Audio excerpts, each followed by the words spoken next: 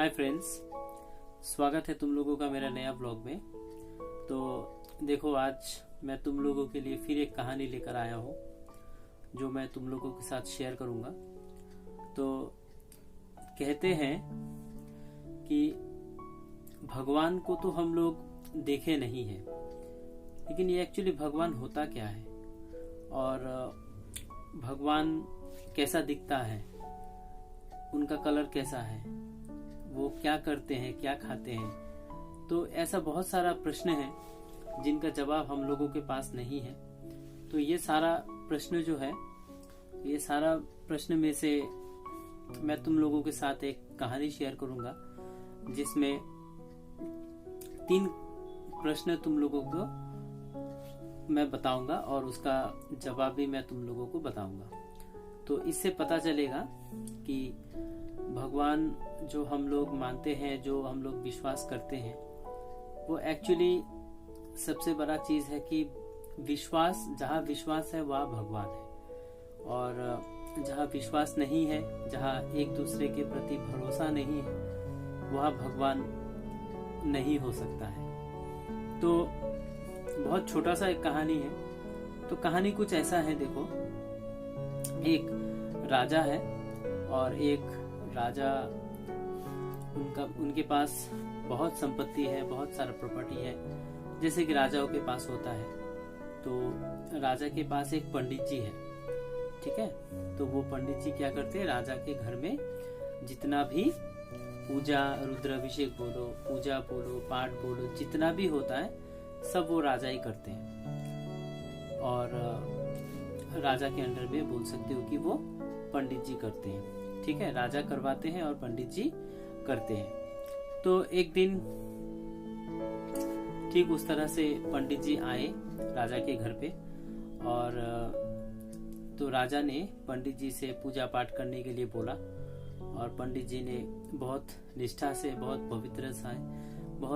पवित्र से पूजा करवाया। करवाने के बाद जब पूजा खत्म हो गया, तो खत्म होने के बाद राजा ने क्या किया कि पंडित जी से प्रश्न किए, और पंडित जी को बोले राजा कि मैं आपसे 3 प्रश्न करना चाहता हूँ। तो पंडित जी बोले ठीक है राजा साहब, आपकी जो आज्ञा, आप प्रश्न कीजिए। तो राजा ने पहला प्रश्न जो किया वो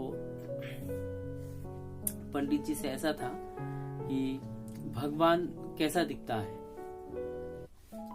तो यानी कि राजा ने पंडित जी से पूछा कि भगवान दिखता कैसे है। फिर दूसरा प्रश्न ये है कि भगवान कहाँ तक दिखता है, और तीसरा प्रश्न ये है कि भगवान क्या करता है। तो ये 3 प्रश्न तो राजा ने पूछ लिया। पूछ लेने के बाद पंडित जी को इसका उत्तर देना था राजा को। तो वो पंडित जी यूं ही ऐरा गैरा तरीके से उसका उत्तर वो नहीं दे पाता राजा को, क्योंकि राजा ने पूछा है तो उत्तर भी एकदम सुनिश्चित ढंग से, एकदम संतुष्टि वाला उत्तर होना चाहिए। तो पंडित जी ने कहा राजा साहब, मैं आपका ये जो 3 प्रश्न है, 3 प्रश्न का उत्तर मैं दूंगा जरूर, लेकिन इसके लिए मुझे थोड़ा सा वक्त चाहिए। तो आप मुझे 1 महीना का वक्त दे दीजिए। तो राजा ने बोला ठीक है, आप 1 महीने का वक्त लीजिए, लेकिन वक्त लेने के बाद, 1 महीना का वक्त लेने के बाद आप मुझे ये सारे 3 प्रश्न का उत्तर दीजिएगा। तो ये कहकर पंडित जी राजा साहब के घर से आ गए। तो अब राजा साहब के घर से आ जाने के बाद पंडित जी सोच विचार कर रहे हैं, और सोच विचार करते करते पंडित जी को बहुत ये चिंता सता रही है कि राजा का जो ये 3 प्रश्न है, ये 3 प्रश्न का उत्तर उनको देना है, लेकिन वो उत्तर कैसे देंगे, क्योंकि उत्तर एकदम सुनिश्चित ढंग से देना है और उत्तर जस्टिफाइड होना चाहिए, उत्तर का संतुष्टि होना चाहिए। तो इस तरह से बहुत सोच विचार किए, पंडित जी बहुत सोच विचार किए। सोच विचार करने के बाद उनको कोई रास्ता मिल नहीं रहा था। तो इसीलिए क्या हुआ, इसीलिए कुछ दिन बाद पंडित जी का जो लड़का है तो वो घर पहुंचे। तो वो घर पहुंचने के बाद क्या हुआ कि पंडित जी बोले कि बेटा मैं दुविधा में फंसा हुआ हूँ, तो तुम मुझे इस दुविधा से बाहर निकालो। तो पंडित जी का जो लड़का था वो लड़का बहुत ज्ञानी था, बहुत पढ़ा लिखा था, बहुत ज्ञानी था।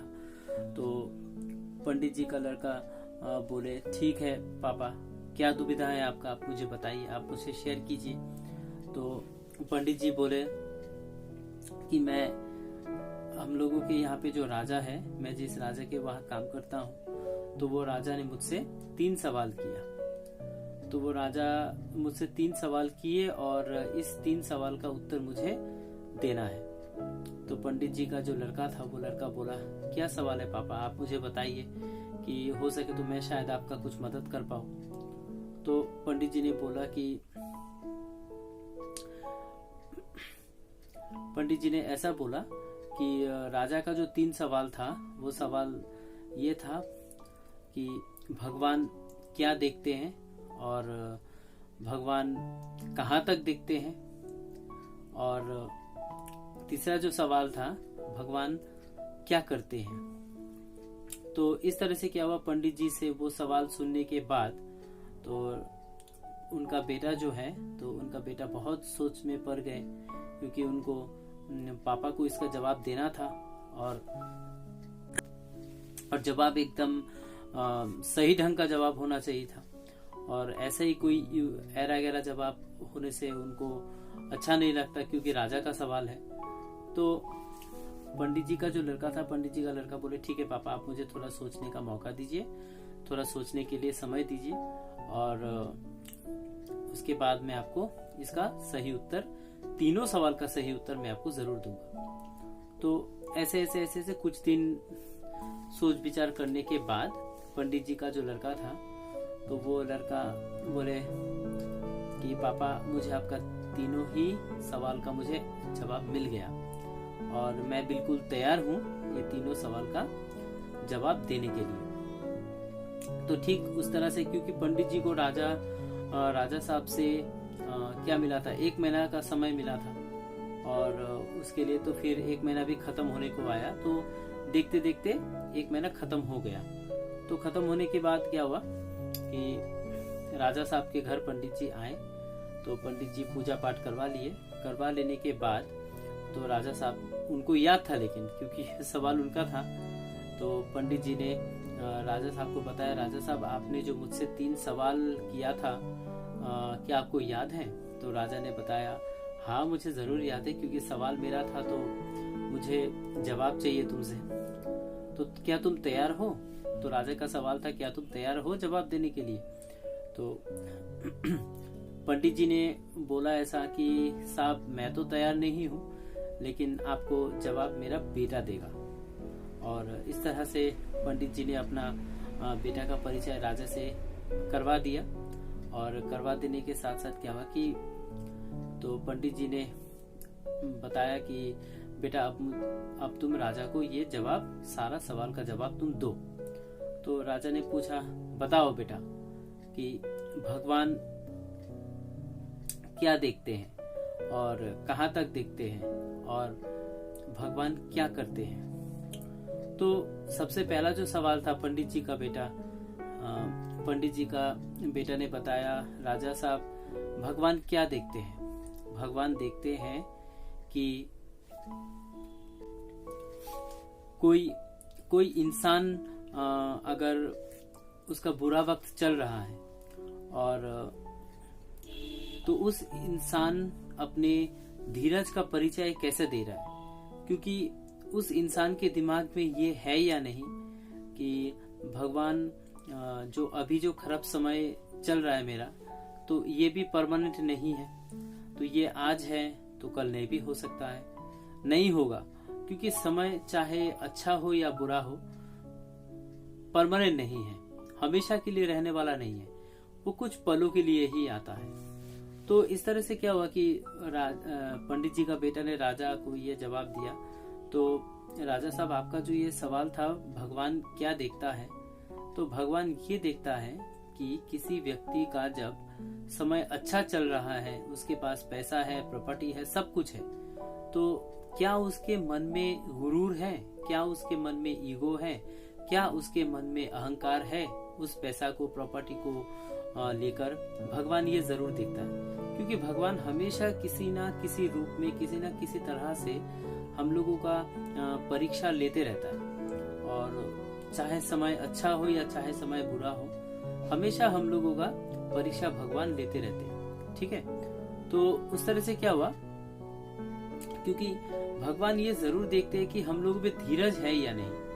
और जब हम लोगों का समय अच्छा चल रहा है तो हम लोगों के मन में अहंकार है या नहीं, हम लोग पैसा का गुरूर कर रहे हैं कि नहीं। और जब समय खराब चल रहा होता है तब हम लोग उस समय से हम लोग कैसे अपने आप को कैसे हम लोग जूझते हैं उस हालात से, और कैसे उस सिचुएशन से हम लोग बाहर निकालने का कोशिश करते हैं, और कैसे हम लोग अपना बिना रुके हम लोग मेहनत करते रहते हैं। और सबसे बड़ा जो चीज है वो कैसे हम लोग अपने आप के अंदर धीरज को बनाए रखते हैं, क्योंकि पेशेंस जिसमें नहीं है वो जिंदगी में कुछ नहीं कर सकता है। तो भगवान तो चाहे समय अच्छा हो उस समय भी हम लोगों का परीक्षा लेते रहते हैं, और चाहे समय बुरा हो उस समय भी हम लोगों का परीक्षा लेते ही रहते हैं। तो भगवान ये देखते हैं। और आपका दूसरा जो सवाल है, भगवान कहाँ तक देखते हैं, तो कहाँ तक देखते हैं या फिर क्या दिखाते हैं,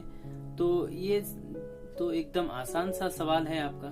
तो आप एक काम कीजिए, कोई एक घर में जाइए जो बहुत बड़ा नहीं है, तो उस घर में आप अकेला बैठिए। बैठने के बाद अंधेरा होना चाहिए घर, और उस घर में एक छोटा सा मोमबत्ती जला दीजिए। तो अभी मोमबत्ती जलाने के बाद आप जलाइए, उसके बाद मैं आपसे फिर एक सवाल करूंगा। तो ठीक उसी तरह से राजा ने भी यही काम किया, और कर लेने के बाद क्या हुआ कि मोमबत्ती उन्होंने जला लिया।